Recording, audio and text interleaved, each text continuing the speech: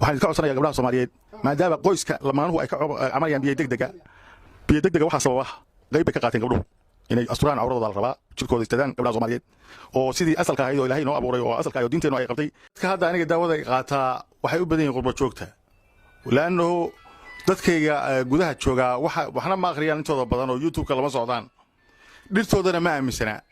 gaal cadaan wuxuu u soo qoray waxay u qabaan inay yihiin magaranaysa oo dhirta ambiyada isku daaweyn jiray halkan waxaan uga gudbinayaa fariin gabdhaha Soomaalida maadaama dhalinyaradii aan simiraar u qabtay wiilashii oo su'aalo badan aan isla fahamnay waxaan ka codsanayaa gabdhaha Soomaaliyeed maadaama qoyska lamaanuhu ay ka camarayaan biyo degdega waxa sababa qayb ka qaateen gabdhuhu inay asturaan awradooda la rabaa jirkooda istadaan gabdhaha Soomaaliyeed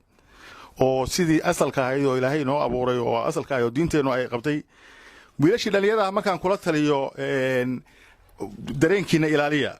ayaa waxay Dr. Charles dareenka ma ilaalin karo gabadhii anagoo halka marina gabadhii waxaan arkaynaa awradeeda waan arkaynaa dareenka iyagu waa kacaya dareenka hadduu kaco isbaabmankii waa isburburinaya hadhowna waxay sababaysaa in biyihii dib ay soo baxaan gabdhihiina waxay ka cabanayaan biyaha degdega reerkii markii la arooso gabadhii waxay ku leedahay ninkan haddii oo ima qancin karo hore aad u soo dishay muxuu ku qanciyaa ilaana toobad u celiya awradiina asurta daawooyinkeena ka faa'iideysta hadda badan oo aan daawayo oo lamaano ka cabanayo waa biyaha degdega labada qof waxay ka cabanayaan biyo degdega maxaa keena marka waxaa keena isbeemkaago inta kacay noqday waxaa keena siigada waxaa keena xanuunka galaha la yiraahdo ama fashinka la yiraahdo marka dadweynaha idaawanaya ama maqlaya waxaan u soo saaray daawo la yiraahdo handbrake maadaama anagu aan ahay ninkii bixiyay qaacidada la yiraahdo man ajasa an istimtaac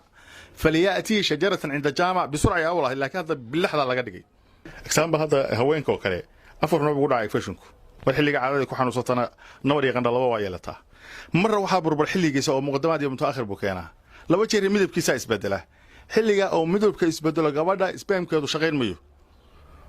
الإلهي لو حقيقي سهلي داوين صحية وعادة صحية رجعوا كله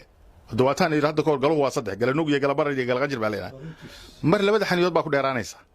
mar way kala dheeraanayaan mar xaniyi xubinta taranku yaraanaysa marka handbrake baan soo saaray baa la yiraahdo qof labada qof markay heshiiyaan waliba gabadhu ay ku amado sida baabasiirka kale